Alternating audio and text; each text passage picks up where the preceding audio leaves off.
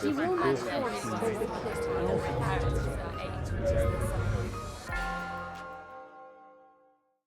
Could I just ask you before we start, so that you're all in a very good humour, to spell one word for me, each of you. Are you prepared to do this? Mm-hmm. And then you can ask all your friends the same thing. And the question is very easy. How do you spell Banister, the one I just came up on there? All right, not Sir Roger Banister. There is a banister, and it's either got one N or two N's. And this is a bit of original research from my point of view. And I want you to put your hand up if you believe there is one N in Banister. Hands up, please.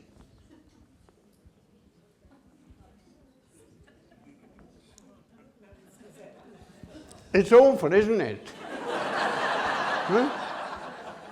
Because you think there's only two possibilities, and I bet you I'm one of the people who's in the wrong camp. Can we just have another quick show on the one ends? Growing, isn't it?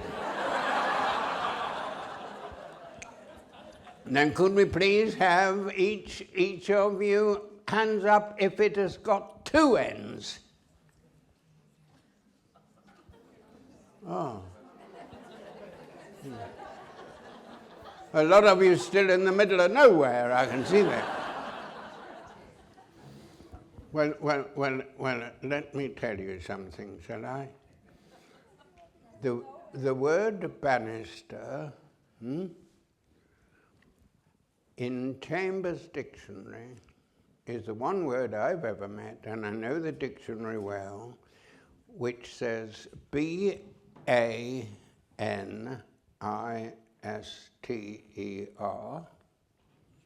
one N, and then after that it says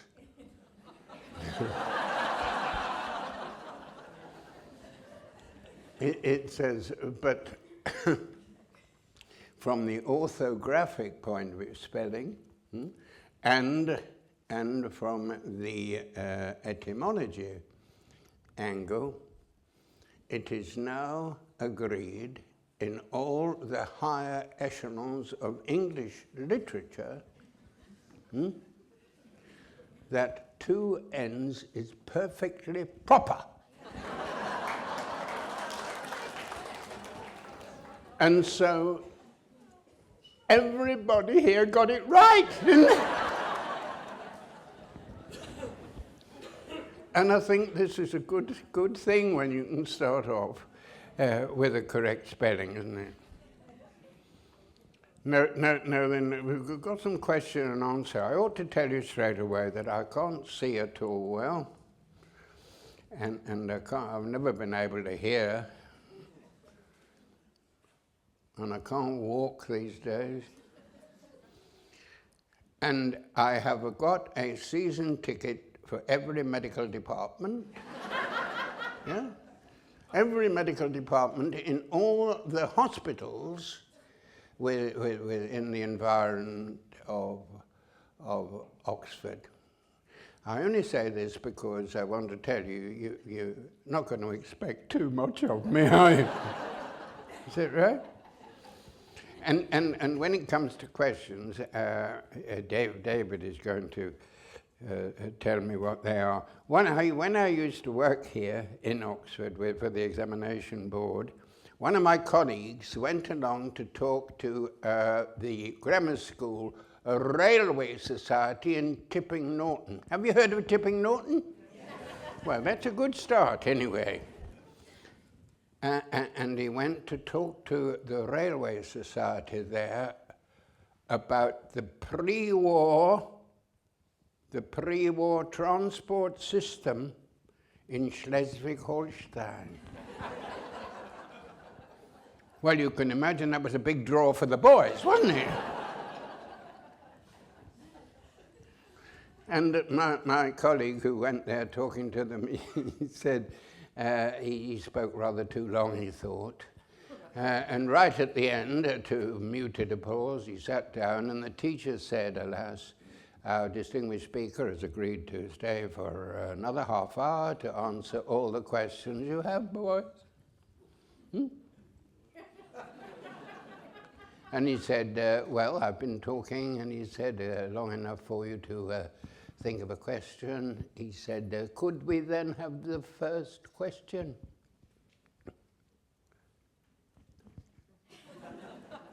Have you been to a meeting like that? Nobody's interested enough even to ask a question. And he said, it's all right, the boys are just formulating their question, he said. Formulating. He said, give them a chance, and he gave them 2 minutes. And finally he said, well, you've had your chance, boys. Could we please have the first question now? Have you been to meetings like that? It's a bit embarrassing, isn't it? But finally, one boy on the back row, and there were only 4 boys there. One boy on the back row put his hand up, and the teacher was ever so pleased. And he said, yes, my son, what is your question? And the boy said, please, sir, is it time to go home yet? Well, anyway, there it is. There it is. So we should be all right if you sit and formulate while I'm talking, all right? Now then, when I had an invitation to come along and talk to you this afternoon, I thought it was a very, very polite and a very, very appropriately friendly letter from David. Far better than the worst letter I've ever had in my life. Do you want to hear what that was? Yes. The worst letter I've ever had. Dear Colin Dexter, we are holding our annual village church garden fete on the 24th of June this year. And I have been, this is from the minister of the church, and I have been casting around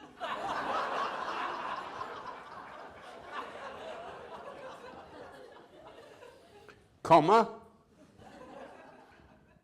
rather desperately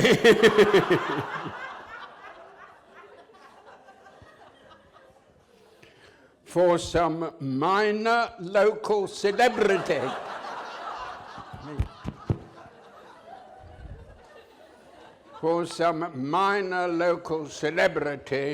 to come along and open the fete for us. Please reply to this invitation, if you will, as soon as possible, since time is now desperately short.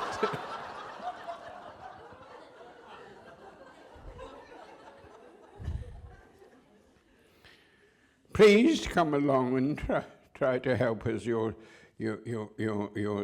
sincerely. So that was that. You won't be surprised, I know, to learn that it so happened that on the 24th of June I was extremely busy all day. And there it is. There it is. And I thought, just to balance that, would you like to hear the best letter I've ever had in my life? Are you sure? Yeah. A long time ago, from a Mrs. Jennifer Elliott of Reading, and she says, Dear Colin Dexter, I was lying in bed with my husband last night. Yeah, they're not all as interesting as this letter. And when my husband asked me what I was reading, and when I told him that it was the latest Inspector Morse novel, he mentioned to me that he thought he had read in the newspapers, or perhaps heard on the wireless that you had recently passed away.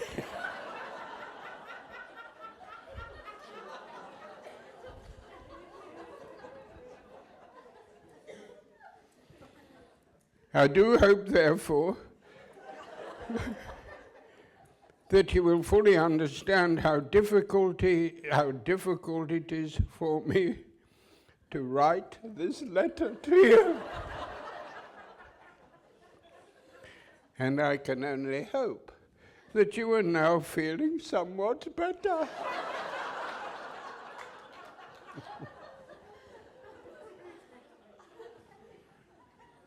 I hope, too, that you will be able to read this short letter. Please do write back to me if you can, for which purpose I enclose a stamped address envelope. Yours sincerely, Mrs. Jennifer Elliott. And then she put a postscript on the end, postscriptum. Why do you not put old Morse to bed slightly more frequently with some worthy or preferably unworthy woman?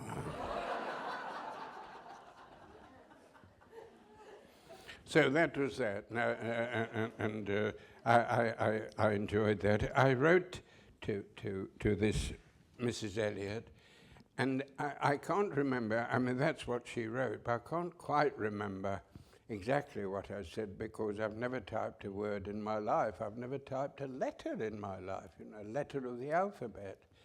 But I said to her, look here, I don't want... I don't want you to get the wrong idea about me at all. I said, we are a family program. And there's no need to worry about having your grandchildren there at all. You know, they'll probably tell you what's happening anyway. But I said, there is no suggestion at all that you're going to get with me, either in the books or on the television, I only learnt this word recently, any raunchy description of activity between the sheets.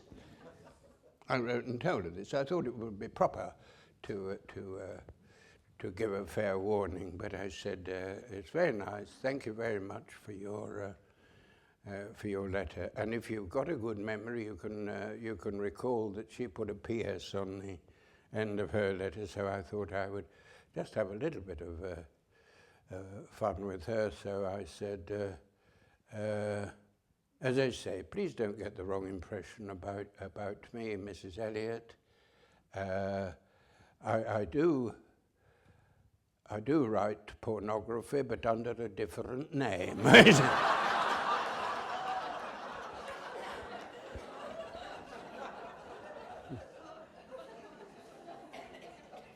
And the real difficulty about that was that she didn't write back at all. So I sent her a little photocopy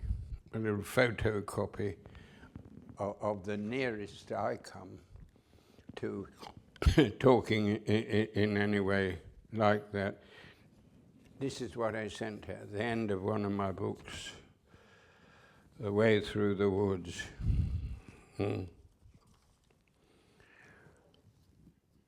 Morse as having a party in North Oxford, what dear old John Thaw used to call leafy North Oxford. He sold another thing, and of course we had an awful lot of body bags in Morse, didn't we? You know, my one claim to fame is that single-handedly I have made Oxford the murder capital of the European common market. You know that. And when my eyes went so badly, I had to stop reading. at all. I went along to the oculist, or rather not the oculist, the optician, or the ophthalmologist, is that right? And I hope you're all going regularly along to see the ophthalmologist. I went along and I said, I think it's perhaps about time I stopped driving a car. And she said, we'll soon tell you. And she took me in a room and had to read all those letters. You know, I could see the top one, all right. But anyway, there it was. And she said, oh, well, we'll soon sort you out. She said, yes, it is time. It is time you stopped driving. Yeah. She said, you see, on the streets of Oxford, you've already murdered quite sufficient. Quite sufficient innocent men, women, and children. So I said, oh, well, this is rather sad. And she said, well, never mind. I said, when do you want me to stop? And you know what she said? She said, please, before breakfast tomorrow morning. So there it was. Morse, he's having a party up in North Oxford. Do you remember Superintendent Strange in the Morse things? Lovely man, Jimmy Grout, wasn't he? Lovely man. And he's been invited, and of course, Sergeant, as he was then, Sergeant Lewis, and another person who had helped him, another chief inspector, in fact, up in Morse's bachelor flat, as I say, up in North Oxford. And he'd also invited a beautiful blonde he met in the course of his investigation. An awful lot of blondes he did meet. He fell in love with most of them, and most of them were crooks, of course. But anyway, there it was. Earlier in the evening, this lovely girl had written to him and said, unfortunately, I'm extremely busy and I shan't be able to come along and join the festivities this evening. And this is what I sent to Mrs. Elliot. Everybody's left and it's been a fiasco. Half an hour after Lewis had left, Morse sat listening to the party playing the slow movement of the Mozart Piano Concerto number 21. You always get a bit of culture in my books. You did know that, didn't you? When the doorbell rang. Now don't jump ahead too much in your mind. When the doorbell rang. It's a bit late, I know, she said. Are you still following the story, all right? Bit late, I know, she said. Actually, I'm cheating a bit there. It doesn't say she said in the text at all. But I wanted you to follow what was going on. What had been a semi-scowl on Morse's face now suddenly burgeoned into a wholly ecstatic smile. Nonsense! It just so happens I've got a couple of bottles of bubbly left. Will that be enough, do you think? She asked. I wish I had people who came along and made that sort of comment. Will that be enough, do you think? Come in, said Morse. I'll just turn this music off. Oh, no, please don't. I love it. I love it, she said. Kirkle 467, isn't it? She's beautiful and bright, isn't she?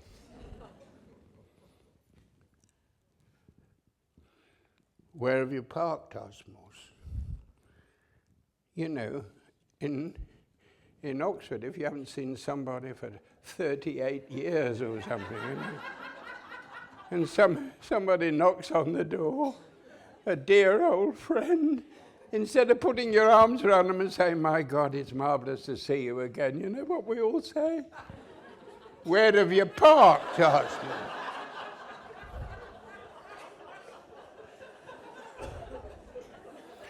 I didn't come by car, she said. I thought you'd probably try to get me drunk. Morse closed the door behind them. I will turn it off, if you don't mind. I've never been able to cope with oh dear, with two beautiful things. at the same time. Well, I thought it was all right when I wrote it, anyway. She followed Morse into the lounge where once more he picked up bottle number 2. What time will you have to go, my love? And she said, who said anything about going? Chief Inspector. This is a fine piece of writing, isn't it? Morse put down the bottle and swiftly retraced his steps to the front door, where he turned the key and shot the bolts both top and bottom. And I put, as I say, a little note at the bottom saying, you know, that this is as near as we ever came to getting into this raunchy, titillating sexual business. There we are. Anyway. Now then, what I'm supposed to be talking about, I just interrupt a moment and say I'm not quite sure, but if any of you here are interested at all in submitting anything to either the present Lewis television things, if you've got a good story, don't tell anybody about it. It's a rare thing to be able to fashion a story and write about it. We're in St. John's, aren't we, here? Aristotle once says, if you've got a story, what you want is a beginning and a middle and an end. And my great hero, Houseman, who was here, the greatest of the poet scholars, the scholar poets in the whole of English literature, he was here, and was Philip Larkin, wasn't he, in St. John's College. And Larkin said, no, that's nonsense what Aristotle said. You're really a beginning and a muddle, and an end. If you're going to start from Oxford and decide that you're going to Edinburgh, you know, you can say, well, Oxford is where we'll find a few body bags and so on. 91 body bags we had. It's not because I was so besotted with what I had written that there it was, but somebody, when it was 69, wrote into me and said, do you know how many people you murdered in Oxford?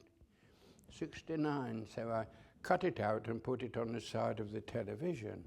And after the next episode, I just put +3, you know. and I may have missed one or two, but anyway, it ended up. But I feel that if you are interested at all in seeing how you have to come along, and we'll go along and see. So I brought some here. There's no copyright. If you wanted to take, shall I leave them on here at the end? How you take 3 or 4 of these. There's plenty of it.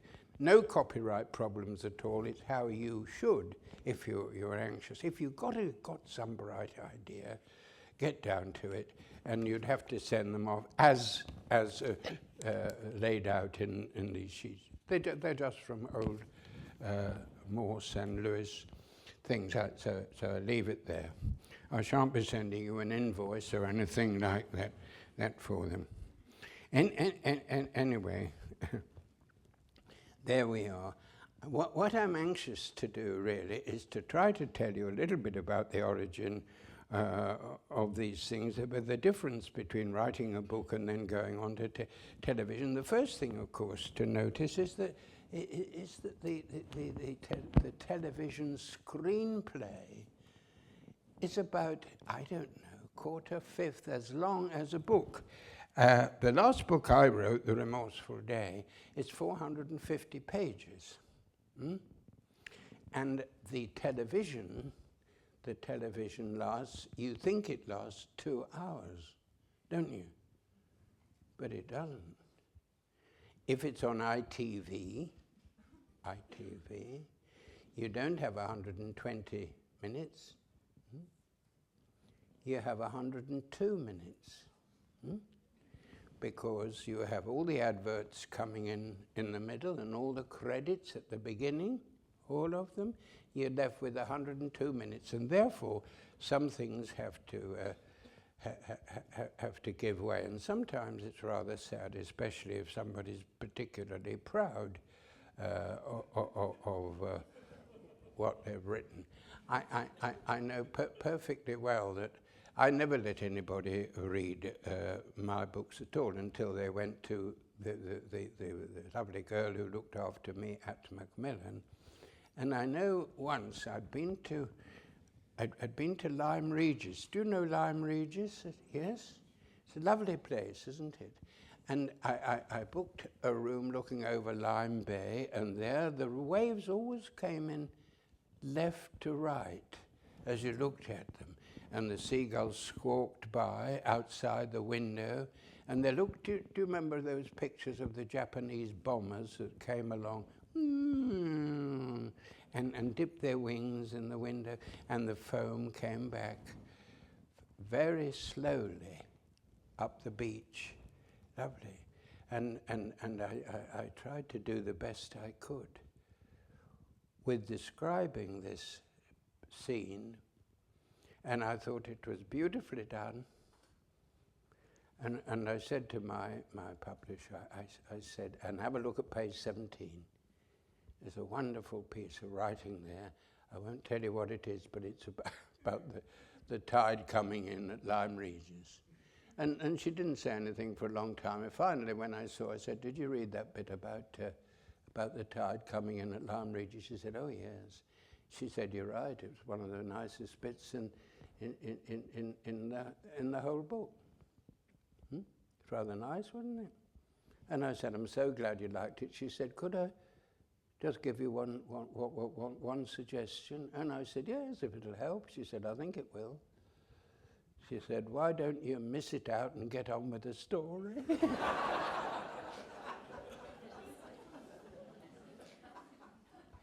And Dr. Johnson said, didn't he, whenever you think you have written something particularly fine, strike it out. I didn't strike it out, but I wish I had done. And Keats, you know, used to go to the South Coast a lot, didn't he? And I knew what she meant about something that was not just particularly fine, but marvelous. Keats, not in one of his odes, but in a letter to a friend, talks about the untumultuous fringe of silver foam. The first word, of course, doesn't exist. And since you know all about how to spell Banister, how many U's are there in how many U's are there in untumultuous? Very good. You're obviously a very, very intelligent audience, you know. But isn't that a beautiful piece of writing? Keats to one of his friends, not in one of his poems. Anyway, as I say, we have to say, when we have to cut it down for television, you've got to miss something out. And I remember early on saying, these credits are getting far too long. They go on for about 10 minutes, don't they?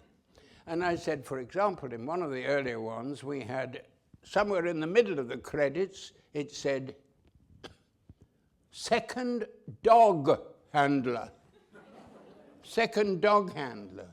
And then the name of this man who performed this noble act there. And I said, could I ask a question, please? You know, I knew nothing about television. And he said, what do you want to know? I said, it's a puzzle, bit of a puzzle to me. I said, there's no mention of the first of the first dog handler. And he said, well, so what? I said, did he do something wrong, you know? And he said to me, typical Dexter, you know nothing as yet, do you, about television? He said, you missed the whole problem.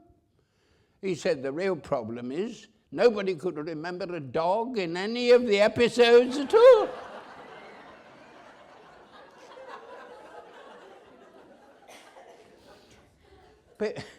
But some of these things you get in credits are a little bit difficult to follow, aren't they? You know, like gaffer. Do you know some of these? The one that worries us all more than anything. Best boy. You ever thought about best boy? No, perhaps not.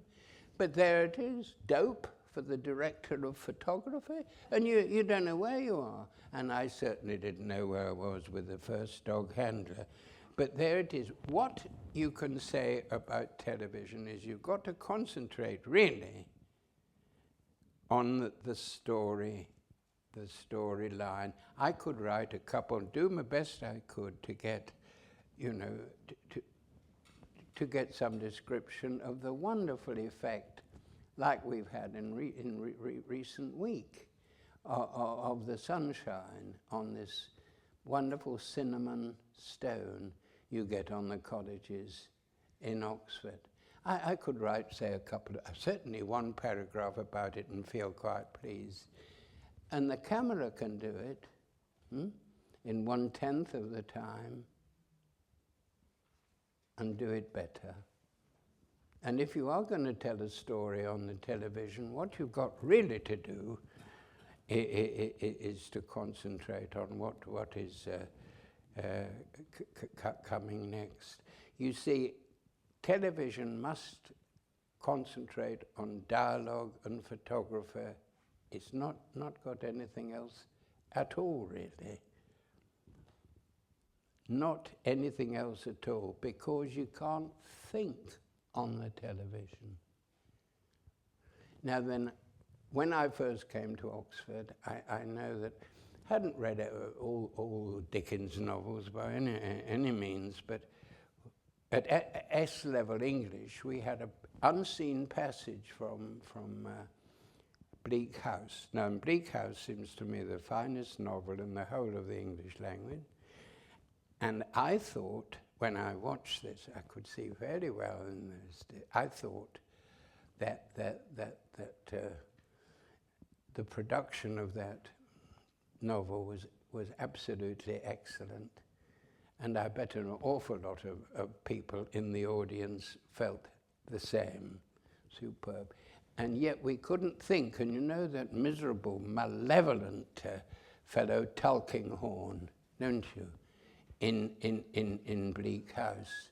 And in the book he just say he thought this and he thought that, but you can't think.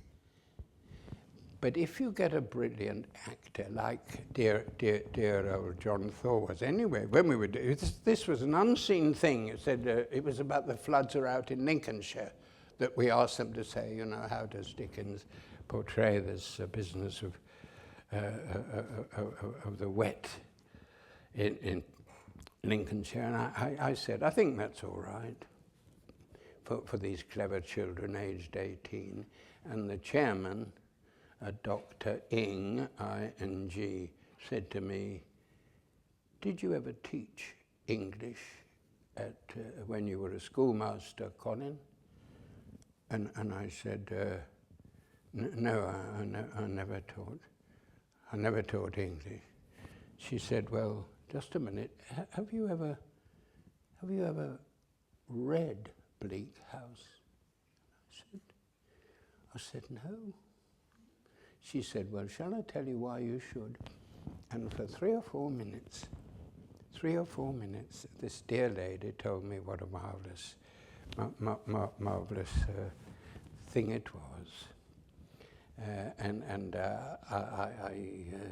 You know, we had it in this paper. And when she'd finished, I couldn't wait for the meeting to finish and go and see why it meant so much to her.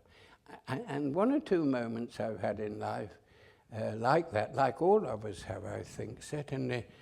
I remember I had a brother who died last year, who was a couple of years older than I am, and we used to sleep in the same bed, and he always stayed up longer than I am, and he was a great lover of classical music, and one night he was listening to something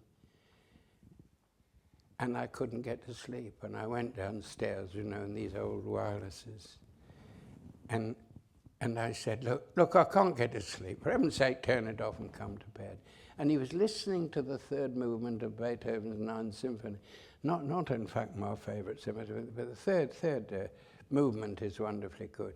The first record I ever bought was, in fact, the third movement with the Beethoven's Seventh Symphony, which seemed to be extraordinarily moving. But there it was, he was listening to the third movement of Beethoven 9. And, you know, a tear was running down his cheek. And at that particular moment, I thought, if music means as much as that to my brother, I ought myself to wonder if I couldn't climb onto the same bandwagon. And when I was about 15 at school, the senior English master, who never taught me, but he saw me in the school grounds, and he said, Dexter 2. I was Dexter 2. I had a brother who was Dexter 1. We didn't have any Christian names in those days at all, did we? I know one of my grandchildren, when he went to school, I said, what's it like at school? He said, all right. And I said, you got a nice teacher? She's all right. And what about all the people in the class? Oh yeah, they're all right. You know, you can see that some of my grandchildren are, you know, almost as wide a vocabulary as they're. and I said, you know, what about the headmistress? And he said, oh, you mean Audrey? and things have changed, haven't they? So anyway, he called me Dexter 2. That's who I was, Dexter 2 in the class. And so that was that. He said, I've written to your father and told him to cancel your weekly subscription. I forget whether subscription to the Dandy or the Beano. And this was a great loss for me. I'm one of the few people in England who really was very upset when they stopped the News of the World coming. Because we used to have the one paper a week, and that was the News of the World on a Sunday. And we all used to look for this, you know, all these scantily clad women all over the place. And you know, I miss Desperate Dan. Do you remember Desperate Dan? With the cow pies? Yeah, we're on common territory now, aren't we? And he said, I'm going to cancel it. It's time you put away childish things. And he said, so that's gone. And he said, instead of that, he said, I want you to come along and into my study. This was in Stamford in Lincolnshire. And he said, all the books, he said, and you can take one a fortnight. There's only one condition, and that is that you read it. It was in the sixth form. We used to get in the sixth form ridiculously young in those days. But anyway, that was that. So I said I need some guidance, and I did get some guidance. And he gave me Tessa the D'Urbervilles to read. And there's some wonderful description, isn't there, that the veil of the great dairies and the veil of the lesser dairies. And some lines stick in your mind forevermore. When Tess goes away for the second time, on a time-scented, T-H-Y-M-E, on a time-scented, bird-hatching morning in early May. It's lovely, beautiful stuff, and I began to realize what a tremendous descriptive writer, at the very least, Hardy was. So there it was. I read Tess of the D'Urbervilles, and that was marvelous. And by the time I left school, I had read all Hardy's. So I think he wrote 17 novels, all except one. All except one, which I'm keeping till my old age next week. And when we moved, my wife and I moved, we only moved once in Oxford, but I found, this is about 40 years later, I found this book. And in the front it had got Ex Libris, H.B. Sharp. And there it was. There, H.B. Sharp. So I rang the school and found out what his address was in the south of France, and I wrote off and said, I'm awfully sorry to have only just found this after all this time. And a fortnight later, I had a parcel in the post, same piece of paper, same bit of string, I think. And he said, yes, I wish we'd got to know each other a little better, Dexter too, he said. I would very much like to have been with you, but there it is. You were reading classics and you couldn't do everything. But he said it was very nice to meet you, and I'm so glad that you've begun to enjoy something better than the dandy at this time. And I look back on our brief time together with great pleasure, full stop. And then the little paragraph at the end said, as I say, I wish I'd got to know you better, he said, but what I'd not realized about you was that you're such a slow reader.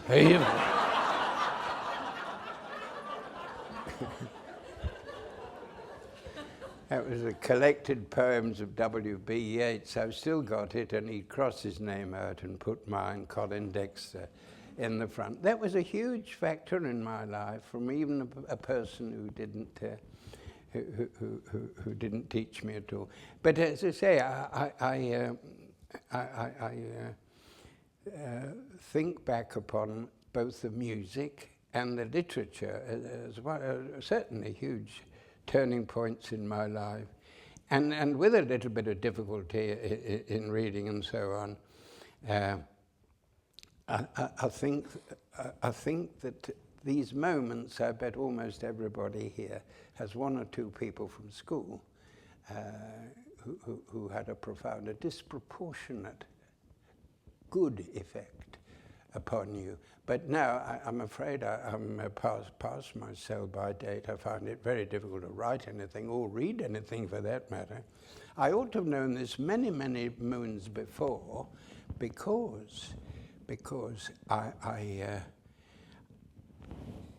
was signing books in Waterstones in Liverpool, and it said, Colin Dexter will sign books in Liverpool on whatever day it was. Yeah, we'll sign, and that'll be fine. 12 noon, and if anybody here knows definitively whether 12 noon is AM or PM, please see me afterwards. I've asked so many people. But anyway, there we were with all my books all around in this very, very large room from Waterstones. And I ought to warn you that you'll hear now, well, you will today, won't you? Some people talking who exaggerate a little bit. Did you know that? You know, because it sounds better if you just make it a little more interesting than it otherwise would have been. And anyway, the queue there, and the top of the queue was a very, very ancient woman, very, very old girl standing at the head of the queue. And I'm exaggerating now a bit, I'm afraid, because there wasn't a queue at all. But this old woman I'm not making up at all.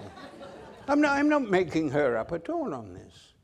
She was there, and I was ever so glad to see her, because we were only the only two people in the room. It was nice to have a bit of company. And she said, I said, come along, it's fine. And she said, well, look here, I'm not going to buy a book. You do realise that, don't you? And I said, well, never mind. I said, it's nice to see you, you know, let's have a talk together. And she said, well, what I want to, really, I just wanted to see you and shake your hand and say how lovely it's been for me. I'm getting very old now, and as you can see, she said, and your television program has brought me immense joy. I said, well, it's ever so nice of you to come and tell me that. That's lovely. She said, I have told you, haven't I? I'm not going to buy a book. and I said, don't worry about it. I wanted to give her a whole set of books. That would have been all right. But anyway, there it was. She said, there's only one problem. There's only one problem about it. I can't quite remember the name of the program, she said. It's not awfully difficult to remember Inspector Morse, is it really? Anyway, that was it. That was it. And I said, it doesn't matter. And somebody else came into the room, so I thought it was time to say, safe journey home. So I said, and it's very nice. Thank you for coming to see me. I'm absolutely delighted. So we shook hands, and she walked away, but she only walked away about three or four paces, and then she turned around, and her eyes were glistening and gleaming, and I knew what it was. And then she walked back to me. She looked so pleased with herself, and we all know what she was going to say, don't we? Yeah.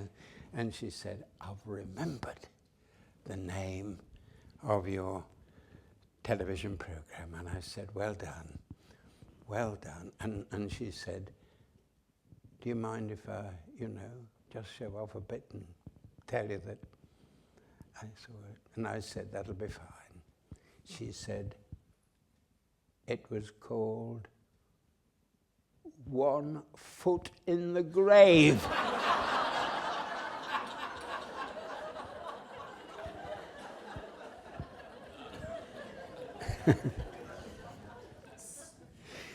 And I do wish the old girl well, but that was quite some time ago. I know I went there from, oddly enough, when they're from Waterstones, that was in Liverpool. But by the way, a bit of self publicity. I was in Liverpool only a couple of weeks ago. And if you listen to I think it's Radio 4, Boxing Day, make sure you have a look in the Radio Times, will you? Won't say any more. But anyway, I went there by train to Manchester.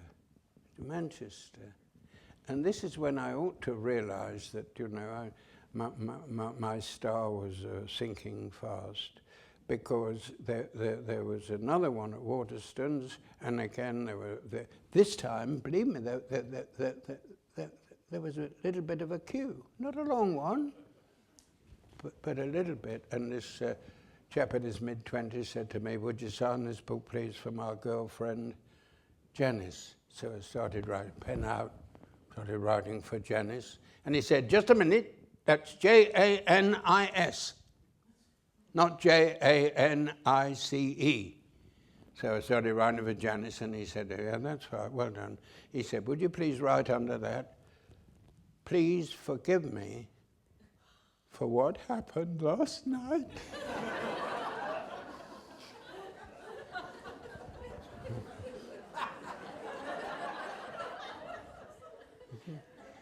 And he said, I said, that's it. He said, no, would you please write underneath, I do most sincerely promise that it is never going to happen again. So I feel this getting near the end of the front page, the title page by now. And I said, that's it, is it? And he said, no, just sign your name at the bottom. So I wrote my name, best wishes, Colin Dexter or something, at the bottom. And do you know, ladies and gentlemen, I've been a little worried ever since that my beloved wife, to whom I've been married for 55 years, is going to walk along one day in Oxford by the second-hand and find this particular name, but it hasn't happened yet. That was in, and then I had sometimes I used to get get a car or a chauffeur or chauffeurs to take me, but not all that often at all. But this time we went to a place none of you have ever heard of, from Manchester, called Winsford. Has anybody ever heard of Winsford? Yes. Well, which county is it in? Oh, my goodness me. Yeah. So I got there. I had a first-class ticket to Crewe. To Crewe, yes. So that was that. Well, not quite that was that, because there was only one thing that let me down a bit, and that is that there wasn't a first-class coach on the train. But when we got there, there was one taxi, and I think the taxi driver was asleep. But anyway, I knocked on the window, and I said, "Are you?" Yeah. Where do you want to go? I said, "I want you to take me to a good hotel in Winsford, please. This is in Crewe." And you know what he said to me? He said, "We haven't even got a bad hotel."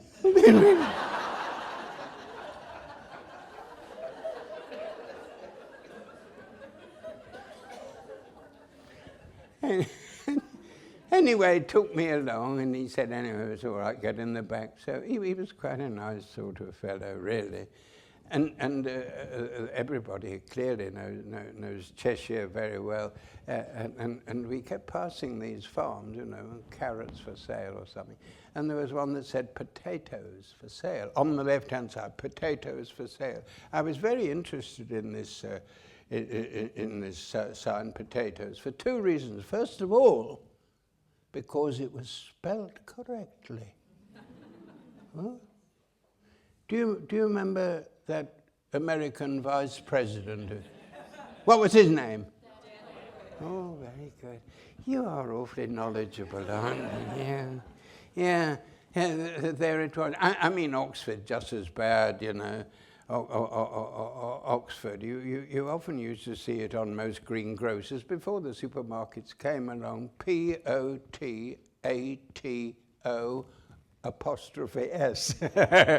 Yeah? Yeah. Anyway, there it was. I was interested in this, and I said to the chap, that's not nice to see it spelled correctly.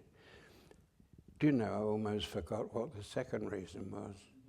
You thought I had forgotten what the second reason was. Yeah.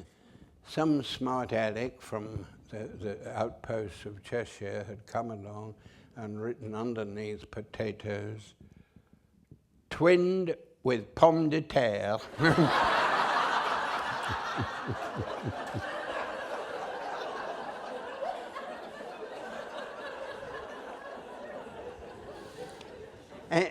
And anyway, I went along there. Some of these vice presidents get it in the neck, don't they? Do you remember Spyro Agnew? I mean, he was a joke, wasn't he? He had a holiday cottage, one of the southern states, Georgia, I think it was. And they got yoiks and yobbos even in this splendid county of Cheshire. And one of our papers, it must have been the Sun or the Mirror, I should think, I forget which, but it said, he became vice president, didn't he, Spyro Agnew? And this man had written Spyro Agnew's holiday cottage burnt to the ground, it said, in this little article about this attack of arson. And it said, library consumed by flames. Full stop. Both books, it said.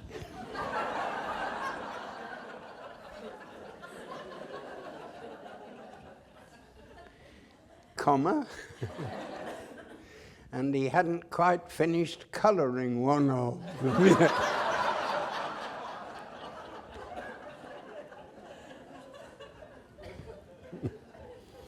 The only reason I remember that is because it was a women's institute, and there were, you know, on the back of most crime books it says this must be the finest detective story written in the last 3, 4, 5 decades, doesn't it? On the back, you know, the Oxford Mail or the Oxford Times or something like that.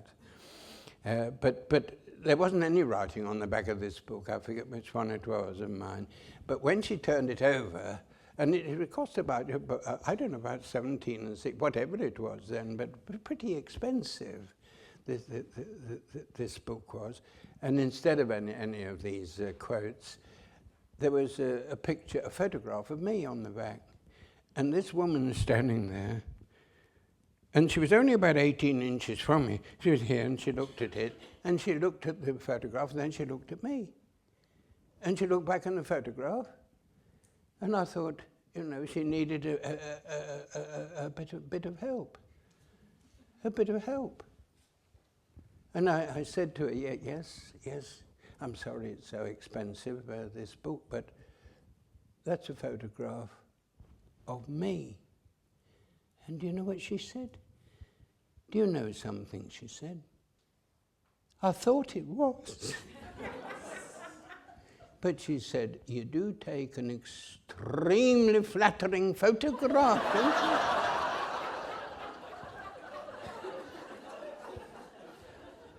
you? Which is not the greatest compliment in the world.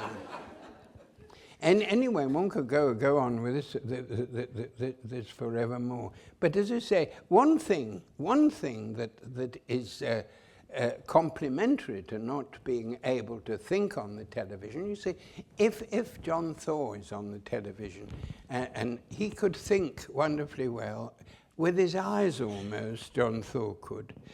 He didn't like corpses. He hated the sight of corpses, especially people were not quite dead or something.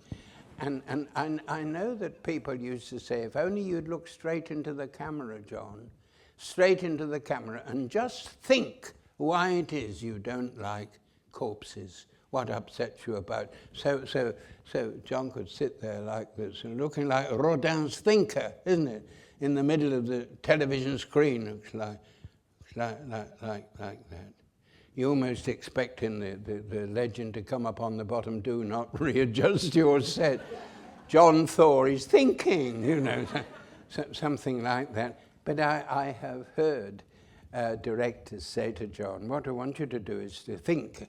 And he could do, you almost felt that you were in the mood, in the ambience of the whole thing, because he was somehow thinking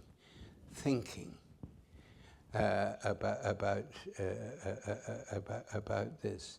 And they used to say to him, I want you to sit there and look straight into the camera for 30 seconds. I don't know whether you ever tried to do this, have you? When you get home, try to look in the mirror and see if you can look in the mirror without blinking for 30 seconds. Shall I tell you what happens? After about 10 or 11 or 12 seconds, you think, there's nothing in this at all. Do you know what happens while you're saying that? You blink. And it is extraordinarily difficult to keep your eyes unblinking for that. But he was a dear old boy, and I remember talking about signing one day in Brasenose. We're not far from Brasenose, are we?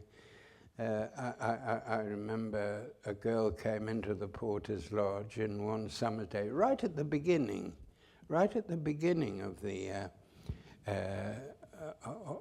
the Morse series. And this woman came in a lovely summer dress, a lovely day like today, and she was wearing a stole across, and she came through the Porter's Lodge into the first quad. We have quads here, don't we? In courts in Cambridge, we have quads here.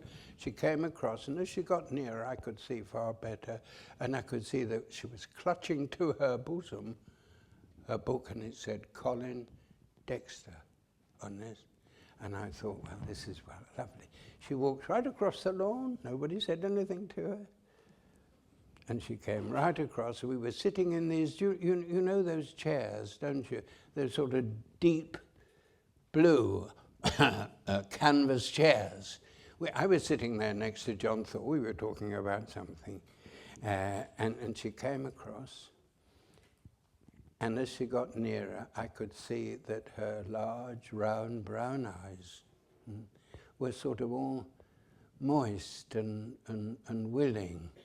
Do the men know what I mean when I say that? I know what you're thinking now yourselves, yes. You know, this fellow ought to be on Mills and Boone rather than...